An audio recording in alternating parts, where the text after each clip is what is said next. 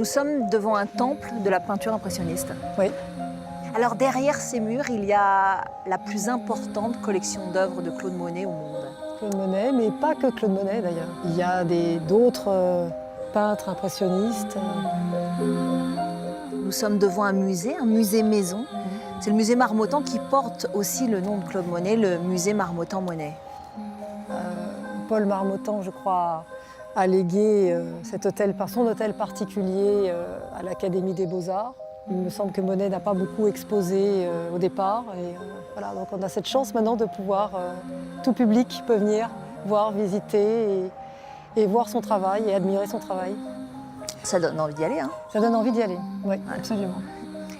On est en plein cœur du 16e arrondissement. Oui. C'est un quartier, un arrondissement que vous aimez bien?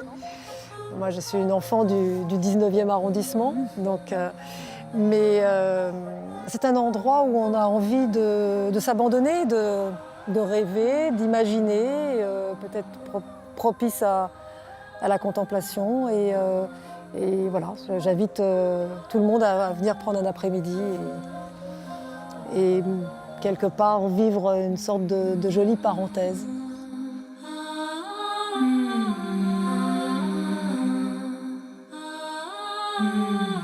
Bonjour Marie-Claude Pietragala. Bonjour. Bienvenue dans votre Paris des Arts. Vous êtes une figure emblématique de la danse française. En tant qu'étoile de l'Opéra de Paris, vous avez interprété les plus grands rôles du répertoire classique. Vous poursuivez votre chemin avec votre propre compagnie, le Théâtre du Corps. Alors bien sûr, dans cette émission, on va parler de la danseuse, de la chorégraphe également que vous êtes devenue.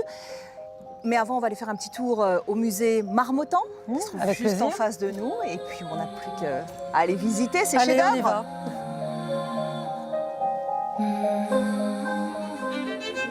Bonjour. Le musée Marmottan a étoffé son patrimoine au fil des ans grâce à de généreux donateurs. Dès 1966, il est devenu le gardien de la plus importante collection d'œuvres de Claude Monet au monde. Le visiteur pourra s'extasier devant les toiles les plus célèbres de l'artiste, Impression Soleil Levant ou encore les Nymphéas. Il pourra également découvrir ses carnets de dessin, ses palettes, ses lettres, ses photographies, des objets personnels ainsi que les tableaux de ses amis peintres.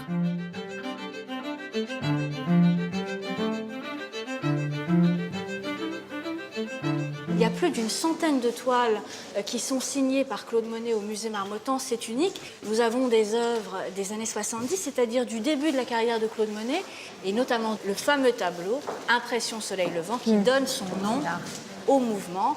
Il y a très très peu de matière, donc on voit bien qu'il l'a réalisé extrêmement rapidement. C'est-à-dire qu'il n'y a pas énormément de couches. Exactement. On va estimer que ce tableau n'est pas fini, qu'il est imprécis, impressionniste, et donc l'impressionnisme est au départ un terme tout à fait péjoratif. Alors, qu'est-ce que ça veut dire aujourd'hui l'impressionnisme? Alors l'impressionnisme, plus qu'un courant, c'est un groupe. C'est un groupe d'artistes qui se passionnent pour les mêmes objets. La première chose, c'est sortir de l'atelier. Et les artistes impressionnistes, avant qu'on leur donne leur nom, on va les appeler les peintres de la peinture claire. Parce que peindre en plein air, c'est regarder la lumière du jour, le matin, le soir. Et c'est travailler avec une gamme qui est une gamme pastel, qui est tout à fait nouvelle. Il peignait souvent le même paysage, mais à heures différentes. Exactement. Son jardin de Giverny, c'était pour lui une scène vivante. Le jardin de Giverny, ça devient le thème unique de sa peinture. Et ces peintures que vous voyez ici, eh bien, Monet les a secrètement gardées toute sa vie dans son atelier. Jamais il ne les a montrées au public. Il en sélectionne une partie qu'il offre à la nation pour célébrer la fin de la Première Guerre mondiale. Ce sont les Nymphéas de l'Orangerie. Et là, ces œuvres font scandale. Elles sont autant critiquées qu'Impression Soleil Levant l'avait été dans les années 70. C'est l'œuvre d'un artiste sénile, d'ailleurs regardez, les formes se décomposent. Et les termes qu'on peut lire dans les critiques sont tout assez identiques à ceux dont on pouvait affubler Impression Soleil Levant. Toujours se méfier de la critique. Alors, je crois que Claude Monet, à la fin de sa vie, peignait alors qu'il souffrait de cataracte. Oui. Créait, danser alors que le corps souffre. Est-ce que vous connaissez cette sensation-là? Qu'est-ce qui permet de transcender ça et d'aller au-delà C'est la danse qui permet de transcender ça, c'est ce que l'on veut exprimer. On a tous eu des accidents, mais il y a un moment où la danse transcende tout.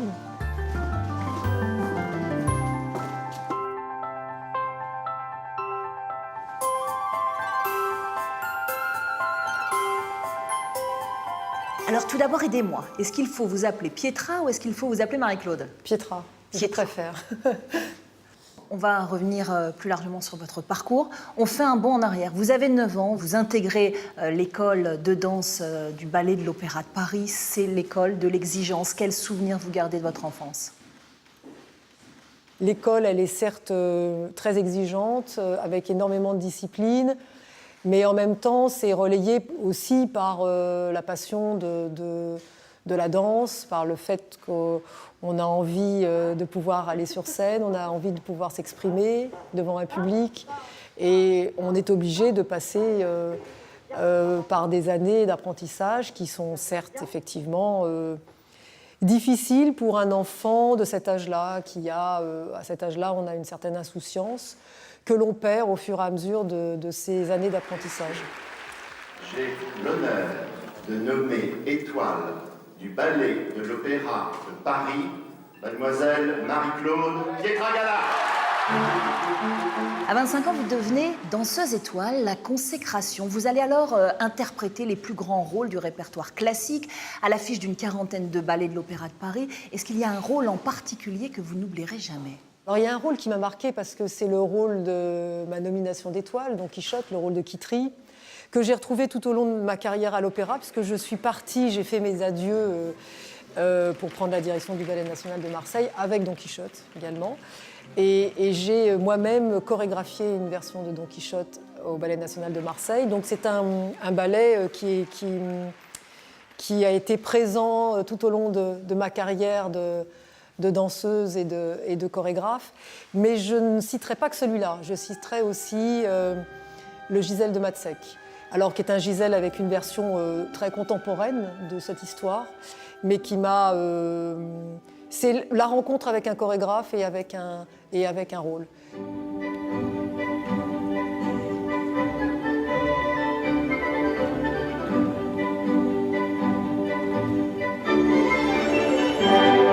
À 35 ans, en pleine gloire, vous quittez l'Opéra de Paris pour prendre la direction de ce ballet de Marseille. Oui. 6 ans plus tard, c'est la crise. 80% des danseurs demandent votre démission. Qu'est-ce qui s'est passé? C'est très difficile d'arriver et de rentrer dans les pantoufles de votre prédécesseur. Comme Roland Petit est parti avec son répertoire, il fallait que je crée un nouveau répertoire. Donc le temps m'était un peu compté. Il fallait faire les choses assez rapidement, travailler sur la création et sur la diffusion en même temps. Et voilà, je pense qu'il y a eu certainement des maladresses de ma part, mais ces maladresses étaient motivées par le fait d'avoir envie que ce ballet devienne un grand ballet, change aussi d'identité. Et voilà, donc je pense que peut-être on ne s'est pas bien compris. Mais en tous les cas, ça m'a permis non seulement, de pouvoir travailler aussi mon propre univers chorégraphique, puisque c'est là où j'ai inscrit beaucoup de mes créations. Et aussi, je pense, ça m'a permis de me confronter aussi à une réalité autre que d'être entre guillemets, interprète. Mais devenir chorégraphe, c'était une évidence? Oui et non, parce que étant à l'Opéra de Paris, j'étais dans une voie qui était presque toute tracée, dans le sens où j'allais avoir une carrière d'interprète. Mais oui, parce que j'ai rencontré très très jeune des chorégraphes qui m'ont donné l'envie, non seulement d'être créatif en tant qu'interprète, je pense à des chorégraphes comme Caroline Carlson ou comme John de Meyer ou comme Maurice Béjart, qui ont tout de suite vu en moi une certaine fibre qui allait au-delà de l'interprète, qui était très créative et basée aussi beaucoup sur l'improvisation. Vous êtes la seule à avoir investi des lieux comme le Grand Rex, l'Olympia. Pourquoi avoir choisi d'aller danser dans ces lieux où a priori on ne danse pas, qui ne sont pas dévolus en tout cas à la danse? Effectivement, vous avez raison, j'étais la première danseuse à aller à l'Olympia. À l'époque, on m'a dit « mais quelle drôle d'idée d'aller dans ce music-hall ». Et en fin de compte, quand je me suis produit sur scène, après, tout le monde a dit « bah oui, c'est une évidence » parce que c'est un lieu qui accueille les plus grands chanteurs, des musiciens, mais aussi des danseurs. La scène est magnifique, la proximité avec le public. C'est une volonté de démocratiser la danse qui vous a poussé à devenir juré dans cette émission Danse avec les stars sur TF1. C'est un univers qui est quand même à 1000 lieues du vôtre. C'est vrai, vous avez raison, je me suis posé la question de savoir si j'allais la faire ou pas la première année. Et puis je me suis dit, c'est aussi une façon d'être modestement une sorte de passeur entre le spectateur qui regarde et les artistes qui vont se confronter à cette discipline artistique. Et je trouve que le direct permet,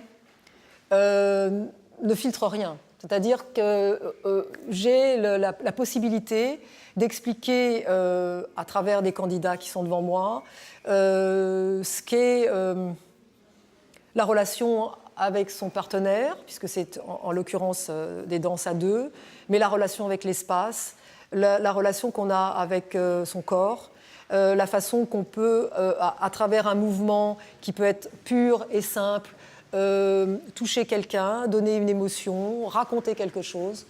Et rien que pour ça, je trouve que c'est intéressant.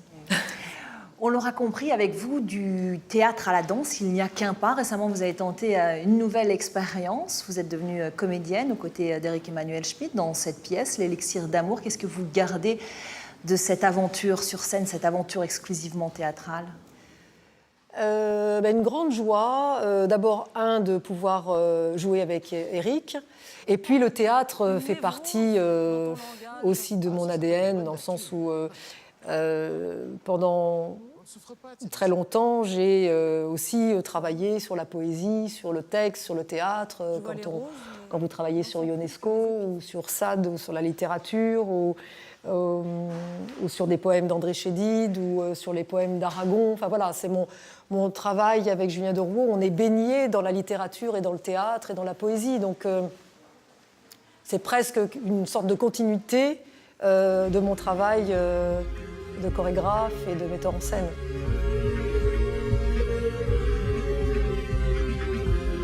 Julien de Rouault, c'est le compagnon de Pietra dans la vie et sur scène depuis 16 ans. Ensemble, ils ont fondé le Théâtre du Corps. Ensemble, ils ont chorégraphié et dansé 25 spectacles. Je t'ai rencontré par hasard. Leur dernière création, Je t'ai rencontré par hasard, fait écho à une chanson de Léo Ferré et à leur histoire fusionnelle. Sans se connaître, on s'est aimé, et même si ce n'est pas vrai. Je t'ai rencontré par hasard, c'est un choc amoureux. Je crois que c'est assez inspiré de votre histoire. C'est donc à la fois intime et en même temps universel. Quels sont les ingrédients de l'amour que vous avez voulu questionner avec ce spectacle ? C'est vrai, vous avez raison, c'est sur la rencontre d'abord, sur l'étincelle, sur ce qui se passe quand deux êtres se voient pour la première fois.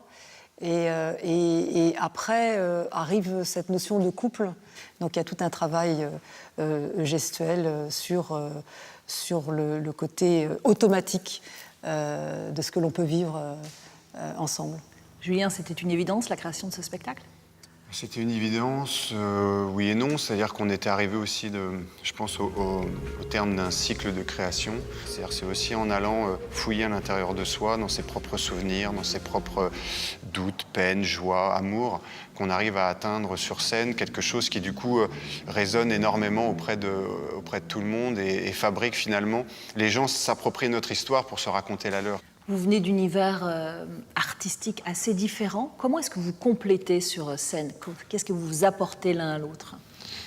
Je pense que c'est au-delà même de la technique. Je pense que c'est plus le fait d'être un homme et une femme dans la création.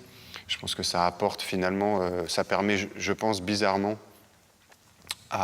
pour moi de développer ma part féminine et pour Pietra de développer sa part masculine. Et c'est vrai que le fait d'être deux, ça permet aussi on a cette capacité à faire que quand il y en a un qui commence un peu à baisser d'énergie, l'autre prend le relais. Et puis en même temps, je pense que les idées, elles circulent. Du coup, c'est un jeu de ping-pong, c'est-à-dire qu'il y en a un qui apporte une idée, l'autre renchérit, mais chacun participe à tout. Il n'y a pas de chasse gardée.